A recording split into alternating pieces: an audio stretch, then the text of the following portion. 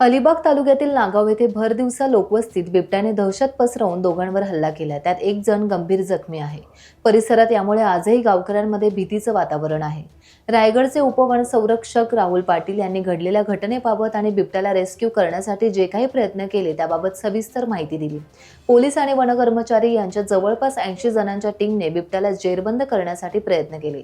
त्याचा नैसर्गिक अधिवास सोडून लोकवस्तीत आल्याने तो बावरला। त्याचा शोध घेण्यासाठी सर्चिंग आणि कॉम्बिंग ऑपरेशन तसेच पेट्रोलिंग दिवस रात्र सुरू होते। मात्र बिबट्या पुन्हा त्याच्या नैसर्गिक अधिवासात गेल्याची शक्यता असून जोपर्यंत ते निश्चित होत नाही तोपर्यंत शोध सुरू राहणार असे राहुल पाटील यांनी सांगितले। दरम्यान बिबट्या वन विभाग आणि पोलिसांच्या तावडीतून निसटल्यामुळे शोधकार्य अद्यापही सुरू आहे। काल साधारणतः 11:30च्या आसपास आमची टीम पोहोचल्या। जवळजवळ वन विभाग आणि पोलीस असे मिळून 70 ते 80 लोकांचा स्टाफ होता। दिवसभर आपण वेगवेगळ्या प्रकारचं कोम्बिंग ऑपरेशन, सर्चिंग ऑपरेशन केलं आणि त्या माध्यमातून एक रेस्क्यू टीम पण बोलवली विथ दॅट गन।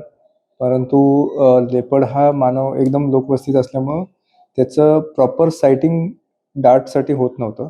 त्यामुळं आपण प्रयत्न केले, परंतु त्याला सायटिंग डार्टचं न झाल्यामुळं आपण संध्याकाळी पुन्हा कोम्बिंग आणि सर्चिंग ऑपरेशनलाच कामाला लागलो। तर रात्रीसुद्धा आपलं पेट्रोलिंग आणि ह्या सगळ्या गोष्टी आहेत। पण त्यानंतर बिबट्या दिसल्याच्या वार्ता येत आहेत, परंतु अशी कुठलीही निदर्शनास आलेली नाही आहे, पगमार्क निदर्शनास आलेली नाही आहेत। सो आमचा प्रयत्न आहे की अजून आपण सर्चिंग आणि कोम्बिंग ऑपरेशन करायचं आणि will try to find out the location of the leopard. But काय आहे की अजून एक असं परसेप्शन असू शकतं की तो त्याचा नॅचरल अधिवास नाही आहे।